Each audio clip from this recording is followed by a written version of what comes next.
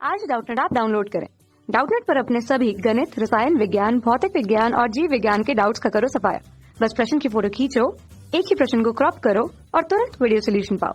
अभी डाउनलोड करें। Hello friends, हमारा क्वेश्चन है पृथ्वी से प्रेक्षण करने पर सूर्य लगभग वृत्ताकार कक्षा में गति करता प्रतीत होता है। बुध जैसे किसी अन्य ग्रह की गति जो है के लिए जो है पृथ्वी से प्रेक्षण करने पर भी यह बात जो है इसी प्रकार सत्य होगी। 4 ऑप्शन गिवन है। सत्य नहीं होगी क्योंकि पृथ्वी एवं बुध के बीच जो है बल व्युत्क्रम वर्ग नियम के अनुसार नहीं होता। थर्ड हमारा सत्य नहीं होगी क्योंकि बुध पर प्रमुख गुरुत्वाकर्षण बल सूर्य के कारण होता है।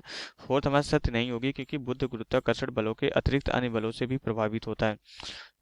एक्चुअली क्या होता है, क्वेश्चन को इस फिगर को ड्रा करके देख लेते हैं। हमारा क्या होता है कि इस तरीके से हमारा क्या होता है कि ये हमारा जो है अर्थ जो होता है हमारा जो है पृथ्वी के चारों तरफ हमारा पृथ्वी क्या होती है कि सूर्य के चारों तरफ इस तरीके से हमें क्या प्रतीत होता है, वृत्ताकार कक्षा में परिक्रमा कर रहा है। तो यहाँ पे क्या होता है कि यहाँ पे ये क्या होता है कि ये हमारा सन होता है और हमारा पृथ्वी के अर्थ क्या होता है कि इसके चारों तरफ जो है वृत्ताकार कक्षा में परिक्रमण करता रहता है। तो जब हमारा कोई प्रेक्षक यहाँ पे अर्थ पे होता है, अर्थ पे अगर हमारा कोई प्रेक्षक अगर हमारा यहाँ पे अर्थ पे कोई प्रेक्षक है हमारा जो है, तो उसको क्या प्रतीत होता है, अगर यहाँ पे कोई प्रेक्षक है तो उसको ये प्रतीत होता है सूर्य क्या करता है, इसके चारों तरफ परिक्रमण करता है, जबकि जो है पृथ्वी सूर्य के चारों तरफ परिक्रमण करती रहती है। तो ऐसा क्यों होता है, क्योंकि इन दोनों के बीच लगने वाला जो हमारा गुरुत्वाकर्षण बल है, गुरुत्वाकर्षण बल की वजह से पृथ्वी जो सूर्य के चारों तरफ जो है इस तरीके से परिक्रमण करती है। तो ऐसा में यहाँ पे अगर कोई प्रेक्षक होगा तो उसको लगता है कि ये जो सूर्य जो है पृथ्वी के चारों तरफ परिक्रमण करता है। तो लेकिन अगर यहाँ पे कोई एक दूसरा ग्रह है, अगर हम बुध जैसा कोई दूसरा ग्रह ले, अगर उसका हम जो है पृथ्वी से उसके बुध या किसी और अन्य ग्रह के लिए अगर उसकी गति का प्रेक्षण करें तो क्या वह भी हमारा जो है वृत्ताकार कक्षा में परिक्रमण करेगा कि नहीं, इसके बारे में हमें बताना है।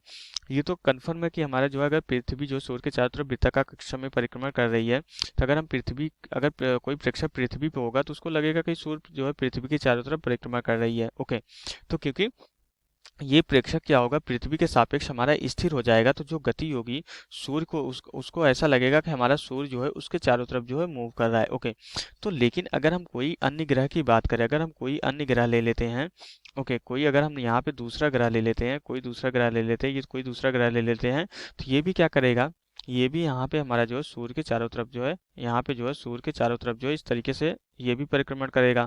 ओके, ये दूसरा ग्रह जो है ये भी सूर्य के चारों तरफ परिक्रमण करेगा, क्योंकि इस ग्रह पे जो है सूर्य के द्वारा जो गुरुत्वाकर्षण बल होगा ये बहुत ज्यादा लगेगा।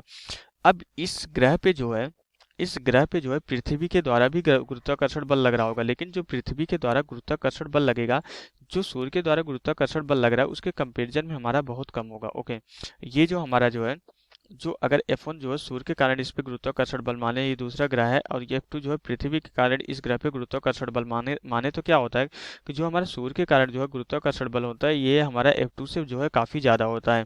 तो अगर कोई यहाँ पे जो है कोई प्रेक्षक है अगर इस ग्रह की गति का प्रेक्षण करे तो क्या होगा कि ये जो है सूर्य के चारों तरफ वृत्तीय कक्षा में गति करता हुआ प्रतीत होगा, न कि पृथ्वी के चारों तरफ जो वृत्तीय कक्षा में गति करता हुआ प्रतीत होगा।